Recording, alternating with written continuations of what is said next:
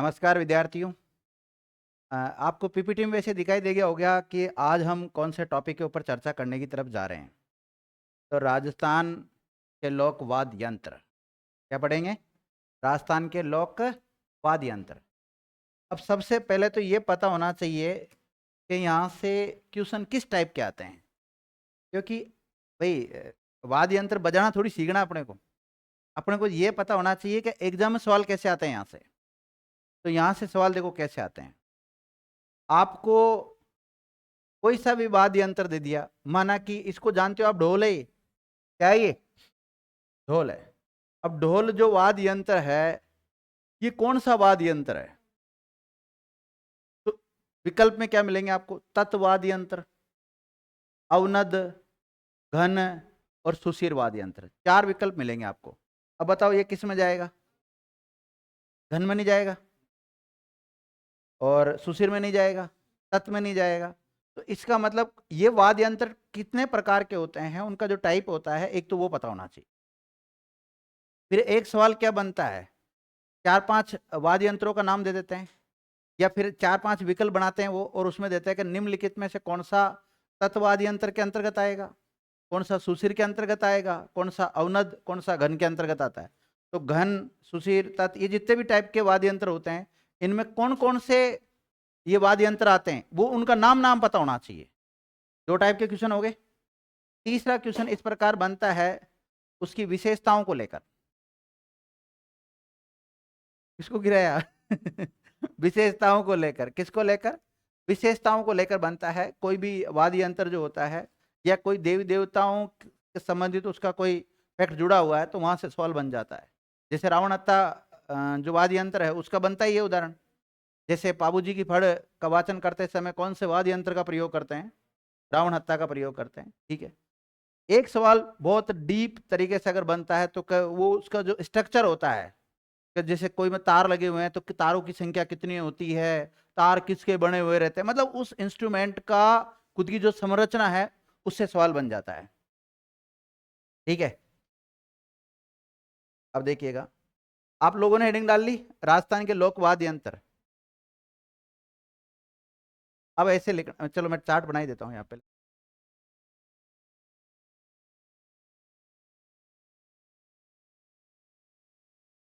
ये जो वाद्य यंत्र होते हैं ना, ये मुख्य रूप से 4 प्रकार के होते हैं। कितने प्रकार के होते हैं? 4 प्रकार के होते हैं। 4 प्रकार के कौन कौन से होते हैं? एक तो तत्वाद्य यंत्र होते हैं। कौन से होते हैं? तत्व वाद्य यंत्र। और तत्वाद्य यंत्र उनको कहते हैं जिसमें तार लगा हुआ रहता है, और उस तार से ही ध्वनि उत्पन्न होती है। किससे होती है? उस ध्वनि का उद्भव कहां से होता है? उस तार से होता है। तो उन्हें क्या बोलते हैं? तत्वाद्य यंत्र कहते हैं। एक वाद्य यंत्र ऐसा होता है अवनद। कौन सा होता है? अवनद।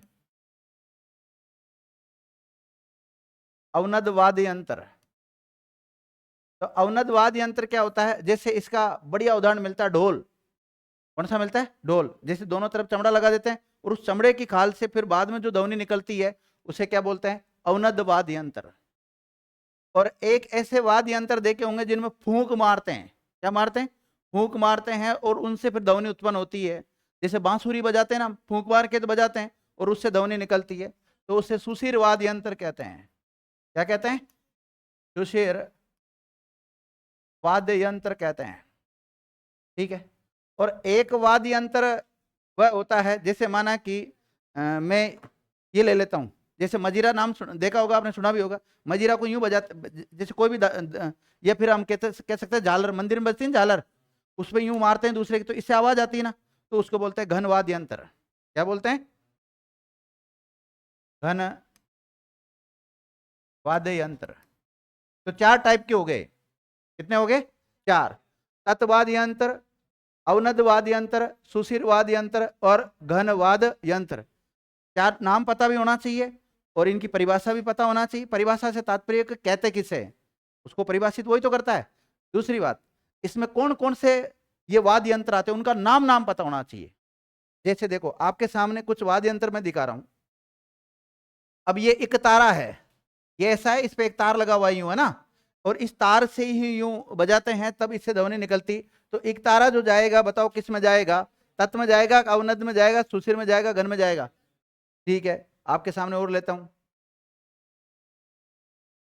जैसे ये बीन ले ली, क्या ले लिया, बीन। अब बताओ बीन किस में जाएगा, सुशिर में जाएगा। ये नगाड़ा किस में जाएगा, अवनद में जाएगा। और ये मजीरा किस में जाएगा, घन में जाएगा विद्यार्थी। और सहनाई किस में जाएगा, सुशिर में जाएगा। इसका मतलब पता है आपको सामान्यतः ना। तो आप एक काम करें, इसको 4 पार्ट में बांट लो। वाद्य यंत्र 4 प्रकार के होते हैं। देखो, वाद्य यंत्रों को 4 भागों में विभाजित किया जा सकता है। कितने भागों में विभाजित किया जा सकता है, 4 भागों में विभाजित किया जा सकता है। 4 भागों में विभाजित किया जा सकता है।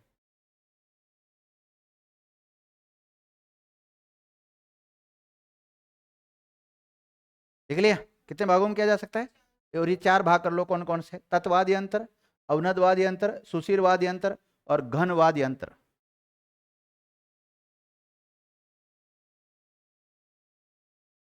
ये जो तत्वाद यंत्र है ना, इसको आप तारवाद यंत्र भी कह सकते हो। क्या कह सकते हो इसको, तार वाद्य यंत्र भी कह सकते हो, तार वाद्य यंत्र भी कह सकते हो।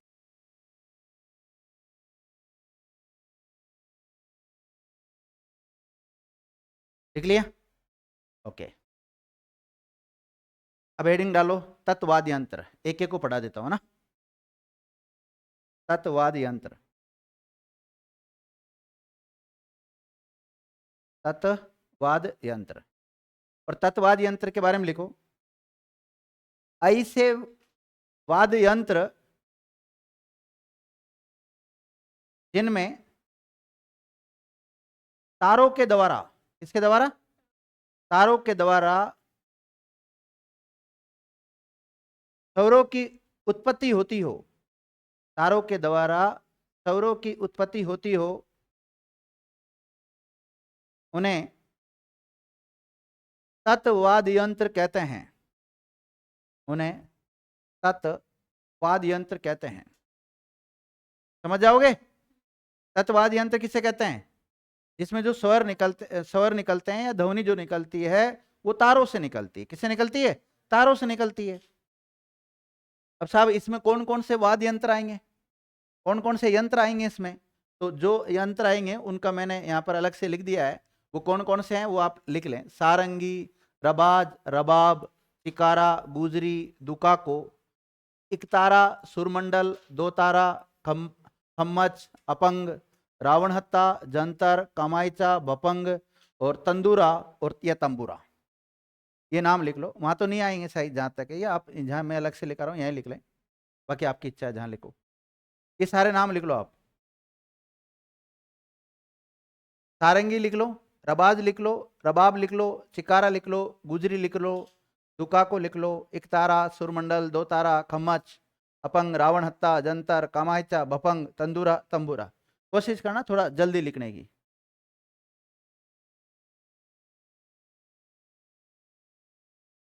मैंने तो क्या पहले लिख दिया, जो टेंशन खत्म होगी मेरे। कहाँ पे, ये खम्मच, खम्मच, खम्मच,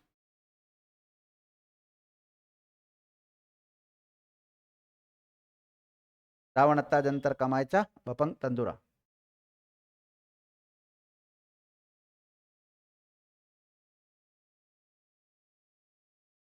कोई साहब समझ में नहीं आया पूछ लेना। वापस बोल देता हूँ, सारंगी, रबाज, रबाब, चिकारा, गुजरी, दुकाको, इकतारा, सुरमंडल, दो तारा, खम्मच, अपंग, रावण हत्ता, जंतर, कामायचा, भपंग, तंदूरा और तंबूरा। अब देखो, एक रावण हत्ता इसमें आया, आपसे पूछा जाएगा रावण हत्ता जो वाद्य यंत्र है उसका प्रयोग बाबूजी की फड़ का वाचन करते समय किया जाता है।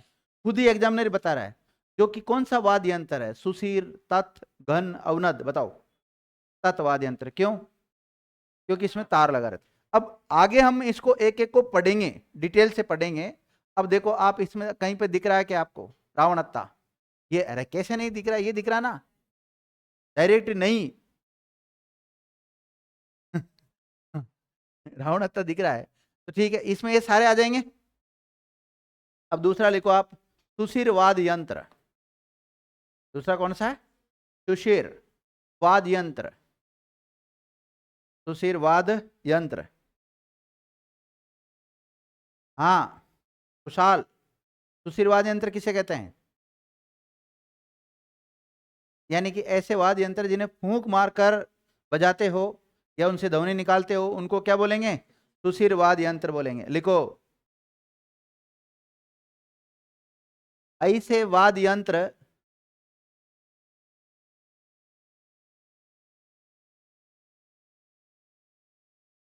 ऐसे वाद्य यंत्र जिन्हें फूंक मारकर बजाया जाता हो, फूंक मारकर बजाया जाता हो, उन्हें सुशिरवाद यंत्र कहते हैं। उन्हें क्या कहते हैं?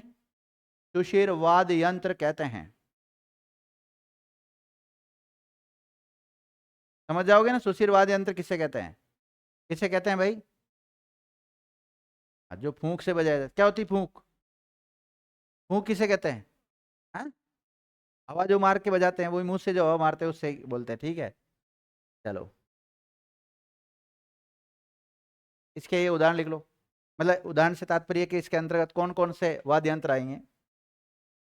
देखो एक तो आएगा बांसुरी, मैं बोल भी रहा हूं आप लिखते भी रहो।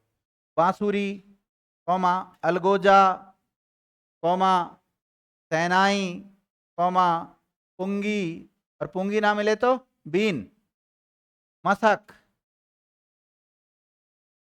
बांकिया, भुंगल, और भुंगल का ही दूसरा नाम मिल सकता है आपको रणभेरी, सतारा, नड़, मोचंग और कर्णा, तुरही, नागफणी, मुरला या मुरली, किंगा, किंगी, सुरनाई, शंख, हरनोई, टोटो। आपसे पूछा टोटो क्या है? टोटो एक वाद्य यंत्र है। कौन सा वाद्य यंत्र है? सुशिर वाद्य यंत्र है। बरगू, तारणी, तारणी नहीं तारपी, सॉरी तारपी,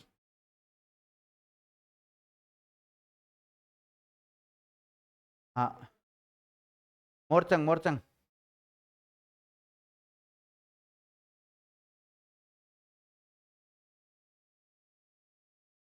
देख लिया? ये हो गए कौन से आपके सुशिर वाद्य यंत्र। सबने लिख लिया? नहीं लिखा है तो मैंने बोला था ना। Very good.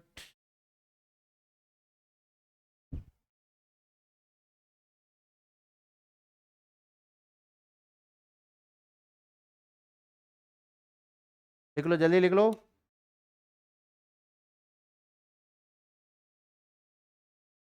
लिख लिया होगा अब तो? नहीं लिखा? साइड में हटूं? टाइम बहुत लगाते हो। इसका स्क्रीनशॉट ले लिया करो तुम लोग, मोबाइल में फोटो खींच लिया करो, नहीं तो घर बना लिया करो आराम से।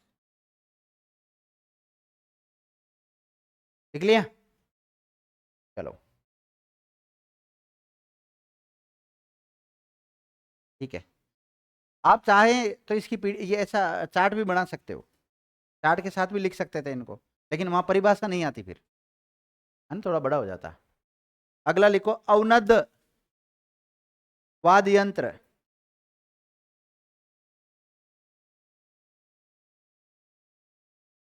अवनद वाद्य यंत्र लिखो। इन्हें ताल वाद्य यंत्र भी कहते हैं। इन्हें क्या कहते हैं? ताल वाद्य यंत्र भी कहते हैं। अवनद का ही दूसरा नाम क्या मिलेगा? ताल। देखो, पशुओं के चमड़े से बनाए जाने वाले वाद्य यंत्रों को अवनद वाद्य यंत्र कहा जाता है।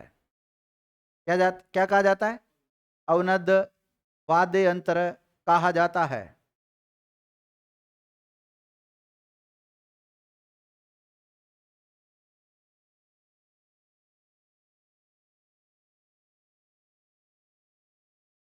अब देखिए, जैसे आपने ये देखा ढोल, क्या देखा है?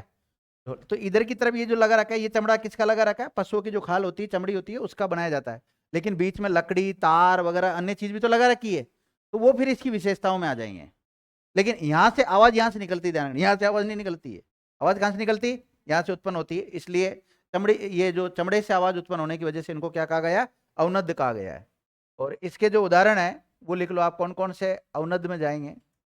अवनद में लिखो विद्यार्थियों, मृदंग, मृदंग, क्या लिख सकते हैं? मृदंग लिख सकते हैं। और मृदंग का ही दूसरा नाम मिलेगा आपको, कौन सा? पखावज, ढोलक, ढोल, नगाड़ा, ये सब बजाना आना भी चाहिए। बजाएगा आप लोगों ने? नौबत, आजकल स्कूलों में तो बजवाते हैं।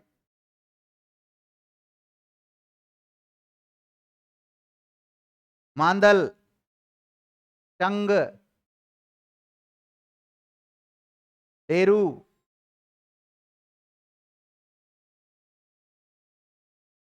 डमरू, खंजरी, धौसा, तासा, दमामा, घेरा डफ, ढाक, कुंडी, बाबूजी के माटे,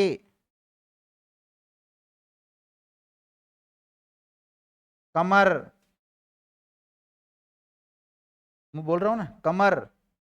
जरूर थोड़ी कि इसके बाद में ये लिखे, दूसरा भी तो लिख सकते, आगे पीछे भी तो लिख सकते हो। माठ, और फिर लिखना आप बम। माठ कोमा लगा के लिखोगे बम, और बम के ब्रैकेट में लिख सकते हो टामक। क्या लिख सकते हो? टामक। ये सारे अवनद वाद्य यंत्र है। कैसे है? अवनद वाद्य यंत्र है विद्यार्थी।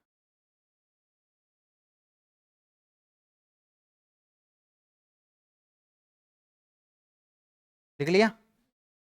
नहीं लिखा? अरे बहन जी, देखो वापिस बोल देता हूं। मृदंग, याद भी होने चाहिए आपको ये, मैं पूछूंगा बाद में का अवनद में कौन से आते हैं, तत्व में कौन से आते हैं। ठीक है, अवनद का दूसरा नाम क्या मिलेगा आपको? अरे ताल, ताल वाद्य यंत्र। कौन सा? ताल वाद्य यंत्र। पखावज, ढोलक, ढोल, नगाड़ा, नौबत, मांदल, चंग, डेरू, डमरू, खंजरी, दोसा, तासा, दमामा, गेरडफ, डाक, कुंडी, बाबूजी के माटे, कमर और माठ, ये सारे विद्यार्थियों अवनद वाद्य यंत्र है। लिख लिए होंगे अब तो सबने। अब कौन सा बच गया बताओ? घन बच गया। कौन सा बच गया? घन। तो लिखो घन वाद्य यंत्र। देखो, ऐसे वाद्य यंत्र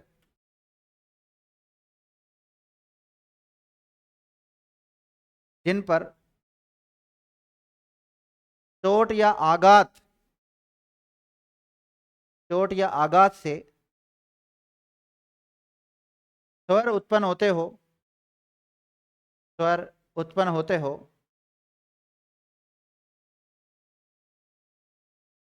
स्वर उत्पन्न होते हो, उन्हें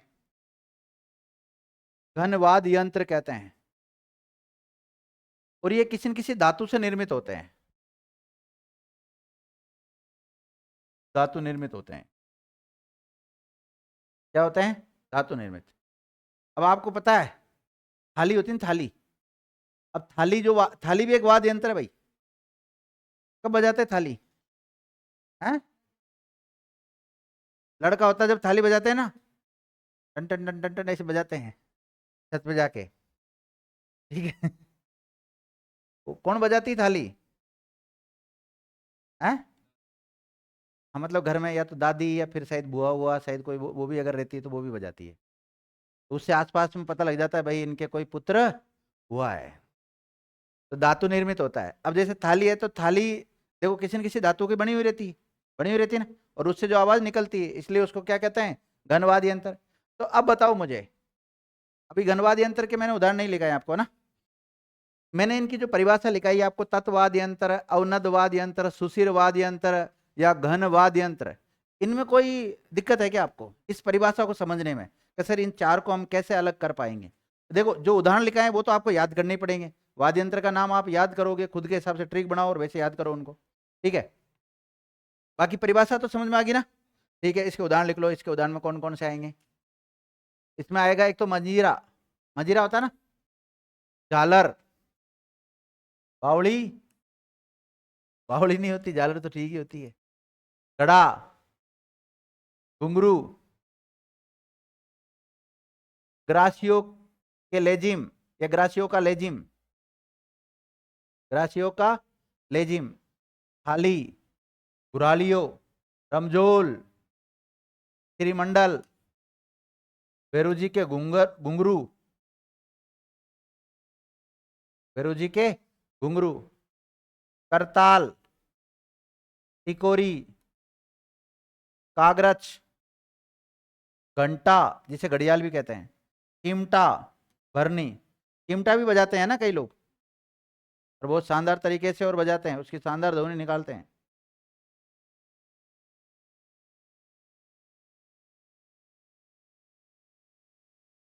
लिख लिया?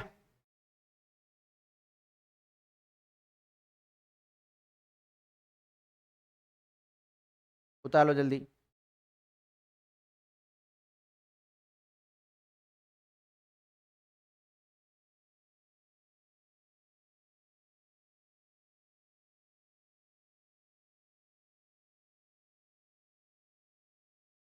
देखो आप किसी कोई सा भी एग्जाम दे लेना, जितने भी आप एग्जाम दोगे उसमें एक क्वेश्चन, अगर जैसे माना कि 3 क्वेश्चन आते हैं इसके, कितने, 3 क्वेश्चन आते हैं, तो एक क्वेश्चन का काम तो हो गया अपना, एक क्वेश्चन तो यहां से मिल जाएगा आपको। आप सोचो कि मुझे 3 क्वेश्चन में से एक क्वेश्चन राइट करना है, तो आप इतना ही पढ़ लेना, इससे आगे मत पढ़ना बिल्कुल। लेकिन आप सोचो कि वाद यंत्र के जितने भी क्वेश्चन आए वो सारे क्वेश्चन मेरे राइट होने चाहिए, तो फिर जितना मैं पढ़ाऊंगा वो सब कुछ पढ़ना पड़ेगा। और आपको पता है एक एक क्वेश्चन मेरिट बनाता है, और आपको पता नहीं है तो समय के साथ पता लग जाएगा। कई बार जब 0.001 से जब बच्चा रहता है ना सिलेक्शन होने से, उसको कितना दुख होता होगा बताओ। मेरा एक मित्र था असिस्टेंट प्रोफेसर में, 0.05 नंबर से रहा है। कितना? 0.5 से नहीं, 0.05। इसका मतलब क्या हुआ, मतलब कितना कम अंतर था जिससे वो रह गया, देख लो। अगर उसमें अगर वो थोड़ा सा एक क्वेश्चन हो सकता है उससे पहले जब भी दिया होगा उसने, अगर वो क्वेश्चन राइट हो जाता होता उससे, तो वो असिस्टेंट प्रोफेसर होता कि नहीं होता? 2.5 से 3 लाख रुपए तनख्वाह होती कि नहीं होती उसकी आज? ऐसा होता।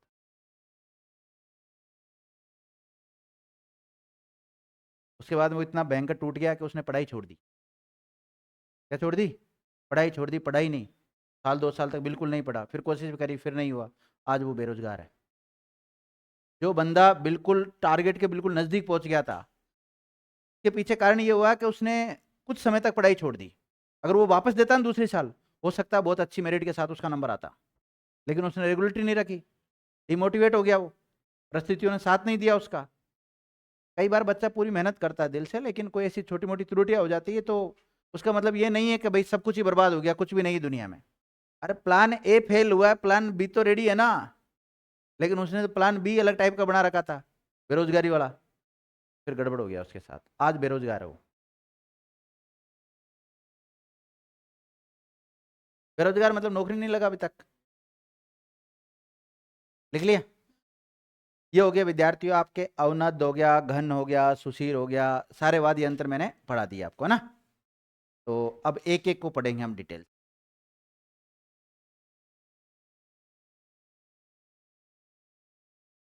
अब बताओ मुझे, अब आप इनमें से बताना, एक एक को पूछ लूं सारे, बताओ ये किस में जाएगा? एक तारा किस में जाएगा? तत्व में। ये किस में जाएगा? तत्व में। और ये शहनाई, डमरू, ढोलकी, ढोल, नगाड़ा, मजीरा, हैं? गन में। डेरू, डफली वाले, डफली बजा, डफली किस में जाएगा बताओ? हैं? अवनद में जाएगा, इस पे चमड़ा लगा रहता है एक तरफ। और ताशा और खड़ताल, हैं?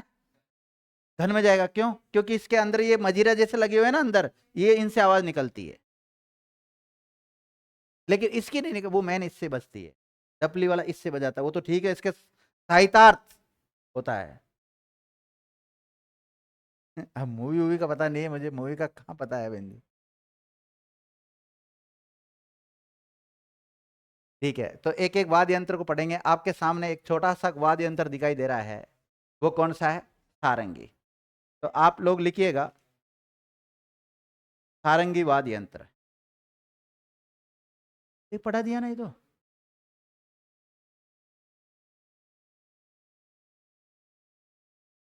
देखो मेरी बात सुनो, हमने वाद्य यंत्र चालू किया, चार भागों में बांट दिया, चारों की परिभाषा लिखा दी, चारों को उदाहरण लिखा दिए, और अब हमें एक एक को पढ़ा दिया ना डिटेल से। हैं? मिक्स में पढ़ा दूंगा आपको तो अलग अलग पढ़ा दूं? अलग अलग तो आप सोते ही कर लोगे ना, वहाँ चार्ट बन गया ना आपके पास तो। चलो भाई लिख लो, ये बहन जी कह रही तो लिखो, तत्वाद यंत्र, हेडिंग डालो, तत्वाद यंत्र, तत्वाद यंत्र, या उसे तारवाद यंत्र भी कहते हैं।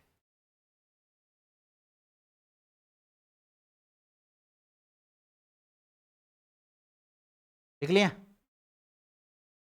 और इसमें पहला लिख लें आप, सारंगी। पहला कौन सा लिख लो? सारंगी लिख लो विद्यार्थी।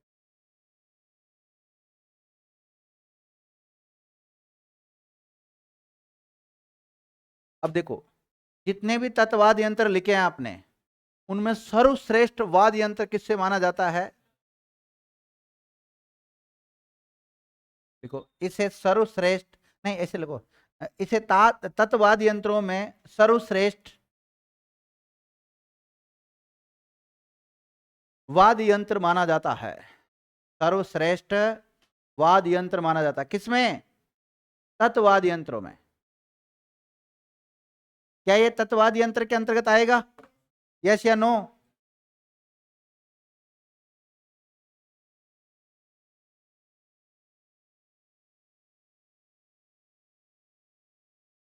अब देखो, एक तो इसमें तार आ रहे हैं इधर, और एक इससे बजाते हैं, ये तो बजाने वाला है, और ये इसको यूं पकड़ के ऐसे बजाते नहीं लोग। ठीक है, अब ये जो पार्ट बना हुआ है, ये पूरा पार्ट बना हुआ है, ये किसका? लकड़ी का बना हुआ है। किसका बना हुआ है? लकड़ी का। तो ये कौन सी लकड़ी का बनता है? सागवान का बनता है। लिखो, सारंगी को रोहिड़ा, केर और सागवान,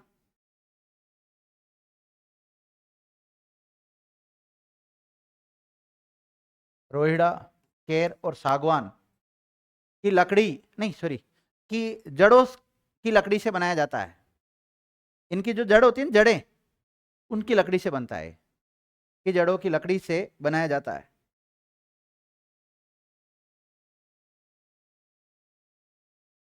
लिख लिया? लिखो, इसमें 27 तार होते हैं। कितने होते हैं? 77 तार होते हैं।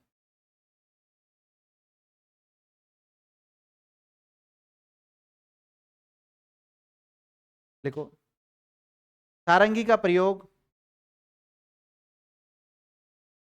लंगा जाति के लोगों के द्वारा, कौन सी जाति? लंगा जाति के लोगों के द्वारा किया जाता है। इसका प्रयोग कौन प्रयोग करते जाता है इसका? लंगी जाति के लोगों के द्वारा प्रयोग किया जाता है, और मुख्य रूप से जैसलमेर बाड़मेर क्षेत्र में। लंगा जाति के लोग इसका प्रयोग कहां पर करते हैं? जैसलमेर और बाड़मेर इलाके मुख्य रूप से। अब ऐसा नहीं अपने बगल में कोई रहता है और वो भी सारंगी बजाता है, वो मैटर एक अलग है। बाकी सामान्यतः जैसलमेर और बाड़मेर में सारंगी बजाते हैं। कौन सी जाति के लोग बजाते हैं? लंगा जाति के लोग बजाते हैं विद्यार्थियों। और राजस्थान में गुजराती और सिंधी नामक सारंगी फेमस है ज्यादातर, मतलब ये सारंगी के टाइप है, गुजराती और सिंधी सारंगी अधिक प्रचलित है। राजस्थान में कौन सी सारंगी प्रचलित है ज्यादातर? हिंदी और गुजराती, ये नाम है इनका।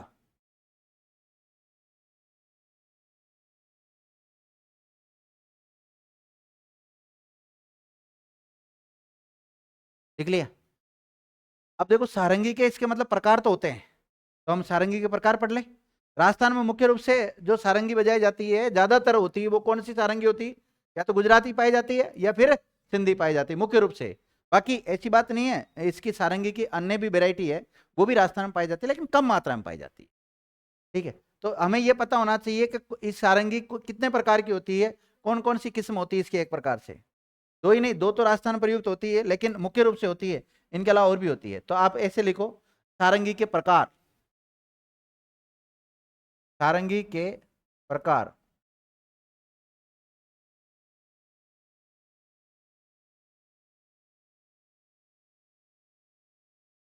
और उसमें पहला लिखो जड़ी की सारंगी, या इसे प्यालेदार सारंगी भी कहते हैं।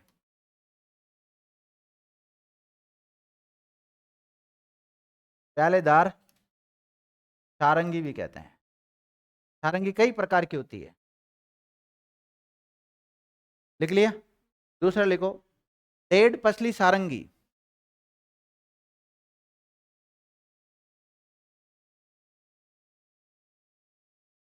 डेढ़ पसली सारंगी, दूसरा ये लिख सकते हो आप।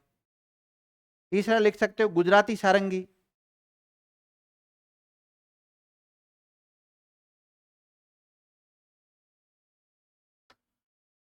गुजराती सारंगी। और चौथा कौन सा? हिंदी सारंगी लिख सकते हो। कौन सी? हिंदी सारंगी लिख सकते हो विद्यार्थियों। और लिखो एक और होती है धानी सारंगी। धानी। एक होती है अधाबू सारंगी, और एक होती है जोगिया सारंगी।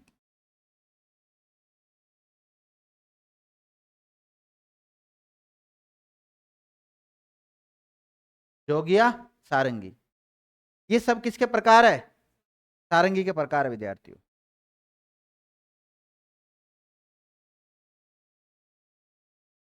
देखो जड़ी की सारंगी, डेढ़ पसली सारंगी, गुजराती सारंगी, सिंधी सारंगी, धानी, अधाबू और जोगिया सारंगी।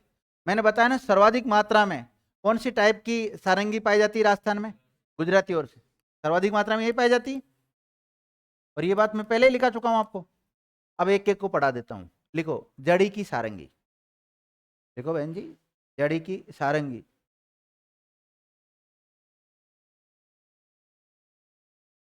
किसकी सारंगी? जड़ी की सारंगी। और दूसरा नाम क्या मिल सकता है इसका? अब देखो ये जो जड़ी की सारंगी है ना, ये मुख्य रूप से जैसलमेर क्षेत्र में बजाई जाती है। कहां पर? जैसलमेर क्षेत्र में बजाई जाती है। और जैसलमेर क्षेत्र में जो जाति बजाने का काम करती है, उस जाति का नाम क्या है? लंगा नहीं, मांगणियार। मांगणियार, मांगण मांगणियार, मांगणियार जाति मुस्लिम जाति होती है एक, मांगणियार जाति। आते हैं ना वो, थोड़े भीख वगैरह मांगते रहते हैं, मतलब ऐसे मांग मांग कर खाते हैं ना वो लोग, वो आते हैं, मुस्लिम होते हैं, पर ये मुस्लिम धर्म को अपनाते हैं, इस्लाम धर्म को मानते हैं लोग। जैसलमेर में पाई जाती है। कहाँ पाई जाती? जैसलमेर में। क्या लिखा आपने? कुछ भी नहीं लिखा किसमें। लिखो ये सारंगी जैसलमेर के मांगणियारों के द्वारा बजाई जाती है। जड़ी की सारंगी कौन बजाते हैं मुख्य रूप से? जैसलमेर के मांगणियार जाति के लोग बजाते हैं, ध्यान रखना।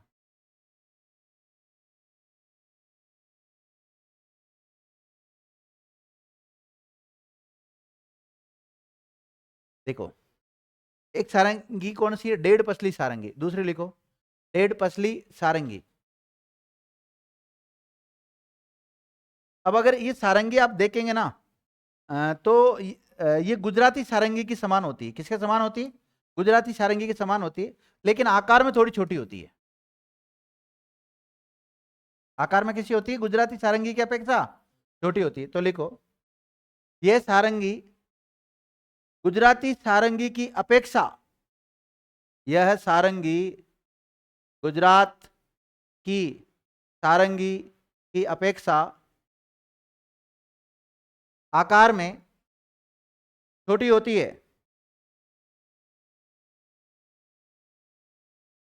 लेकिन उसी के समान होती है। मतलब गुजराती सारंगी होती है ना, उसकी जैसी दिखती है दिखने में। तो अब मेरी बात सुनो, एक तो फोन ये है बड़ा और एक फोन छोटा, हालांकि दोनों दिखते एक जैसे हैं, लेकिन अगर ये आकार में छोटी है तो फिर छोटी वाली को क्या नाम देते हैं हम? नहीं, डेढ़ पसली सारंगी। और बड़ी वाली को क्या नाम देते हैं? गुजराती सारंगी देते हैं। और ये मुख्य रूप से जो बजाई जाती है, ये बजाई जाती है विद्यार्थियों जालोर क्षेत्र में, सिवाना क्षेत्र में। लिखो, इस टाइप की सारंगी को या इस प्रकार की सारंगी को बेनमाल कहाँ बजाते हैं? भेनमाल कहाँ पड़ता है? जालोर। भेनमाल लिख लिया, कोमा लगा के लिखना। सिवाना, सिवाना, सिवाना पड़ता है विद्यार्थियों बालोतरा। कहाँ पड़ता है? बालोतरा। पहले बाड़मेर में आता था। सिवाना, भीनमाल ब्रैकेट में जालोर, सिवाना, बालोतरा तथा गोडवाड़ क्षेत्र में,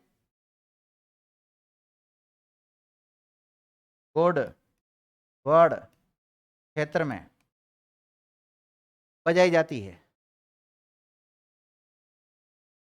और गोडवाड़ क्षेत्र के ढोली बजाते हैं इसको। कौन बजाते हैं? ढोली। और ढोली भी देखो कई टाइप के होते हैं, मुस्लिम ढोली भी होते हैं और हिंदू ढोली भी होते हैं। तो हिंदू ढोली बजाते हैं इसको, हिंदू ढोली। कौन से ढोली बजाते हैं इसको? हिंदू ढोली बजाते हैं विद्यार्थियों। देखो, डेढ़ पसली सारंगी कौन से क्षेत्रों में बजाई जाती है? भीनमाल में बजाई जाती है, सिवाना में बजाई जाती है, गोडवाड़ क्षेत्र में बजाई जाती है। गोडवाड़ क्षेत्र किसे कहते हैं? जालोर के आसपास का क्षेत्र या सिरोही के आसपास का जो क्षेत्र है, उसी को क्या कहते हैं? गोडवाड़ क्षेत्र कहते हैं। और वहां के ढोली भी बजाते हैं हिंदू ढोली। ठीक है। और ये इसकी आकृति या इसका कैसी दिखाई देती है? गुजराती सारंगी की बात ही दिखाई देती है। गुजराती सारंगी का एक प्रकार से छोटा रूप होता है। अब अगली सारंगी कौन सी लिखेंगे हम? गुजराती सारंगी।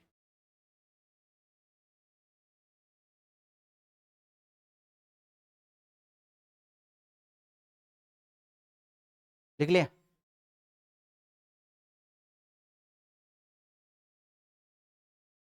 गुजराती सारंगी। अब देखो विद्यार्थियों, ये जो गुजराती सारंगी है ना, ये मुख्य रूप से जैसलमेर क्षेत्र में बजाई जाती है, बाड़मेर में बजाई जाती है, या हम कह सकते हैं पश्चिमी राजस्थान। पश्चिमी राजस्थान बजाई जाती है। अब पश्चिमी राजस्थान में जब इसको बजाते हैं तो कौन सी जाति के लोग बजाएंगे? लंगा जाति के लोग बजाएंगे। तो लिखो,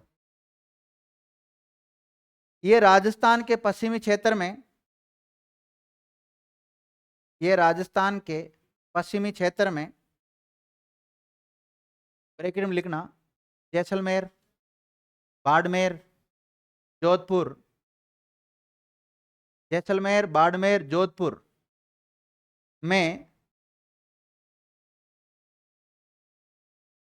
बजाई जाती है। और कौन सी जाति के लोग बजाते हैं? लंगा जाति के लोग बजाते हैं। लंगा भी मुस्लिम ही होते हैं, ध्यान रखना। लंगा जाति के लोग बजाते हैं। और है ना, ये लंगा जाति की सबसे प्रिय जो वाद्य यंत्र होता है वो सारंगी होता है। और सारंगी में भी कौन सा? गुजराती प्रकार की जो सारंगी होती है वो इनका सबसे प्रिय वाद्य यंत्र होता है। नोट, लंगा जाति का सबसे प्रिय वाद्य यंत्र, लंगा जाति का सबसे प्रिय वाद्य यंत्र, लंगा जाति का सबसे प्रिय वाद्य यंत्र कौन सा होता है? गुजराती सारंगी होता है। सारंगी तो होता ही, अब अगर इसे टाइप नहीं दे रखे तो फिर सारंगी तो बताना ही है आपको, लेकिन ये नाम दे दे के कौन सी सारंगी होती है इनकी? जड़ी की, डेढ़ पसली, गुजराती, सिंधी, दानी, फिर क्या करोगे? गुजराती होती।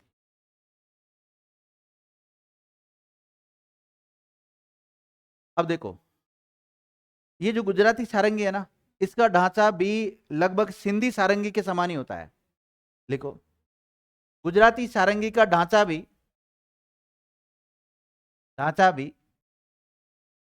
गुजराती सारंगी का ढांचा भी सिंधी सारंगी के समान ही होता है।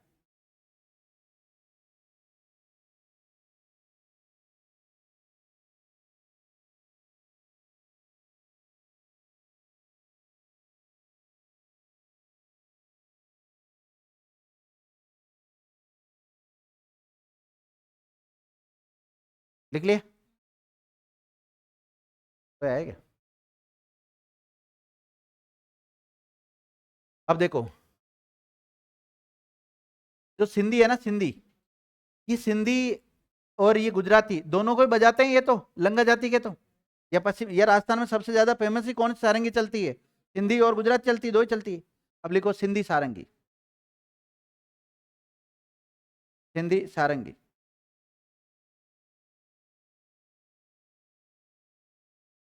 एक मिनट, एक मिनट, सिंधी सारंगी आपने लिखी है ना, इससे पहले मैं गुजराती सारंगी के बारे में लिखा देता हूँ, थोड़ा सा कुछ फैक्ट और बच गया।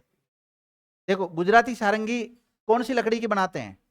केर की लकड़ी, या फिर सागवान की, या फिर रोहिड़ा की? जरूर देखना है, अंतर निकालेंगे हम इन दोनों में, सिंधी और गुजराती में, क्योंकि दोनों एक जैसी दिखती है लगभग। देखो, केर की बनती है, या फिर सागवान की लकड़ी की बनती है, या फिर रोहिड़ा की लकड़ी की बनती है, ध्यान रखना। कौन सी सारंगी? गुजराती सारंगी। और आपको मैंने हेडिंग भी डलवा दी, कौन सी? सिंधी सारंगी। अब आप हेडिंग डालो सिंधी सारंगी। अरे बहन जी, सिंधी में थोड़ी लिखना था। हाँ, गुजराती में लिखा दिया ना।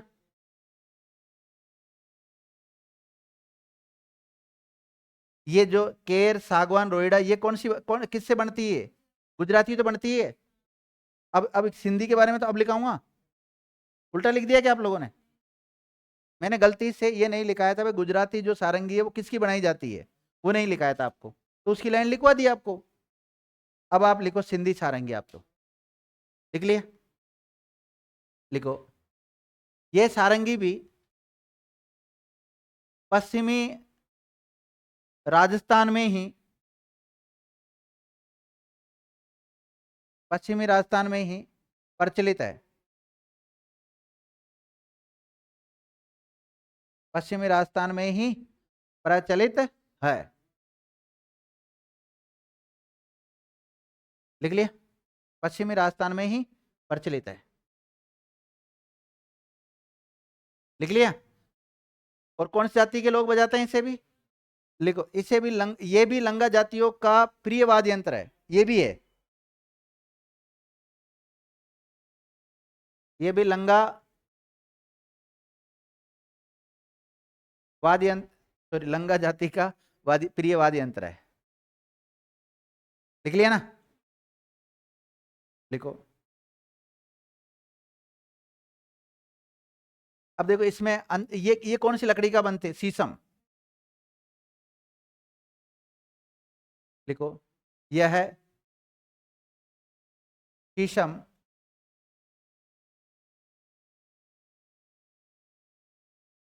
शीशम,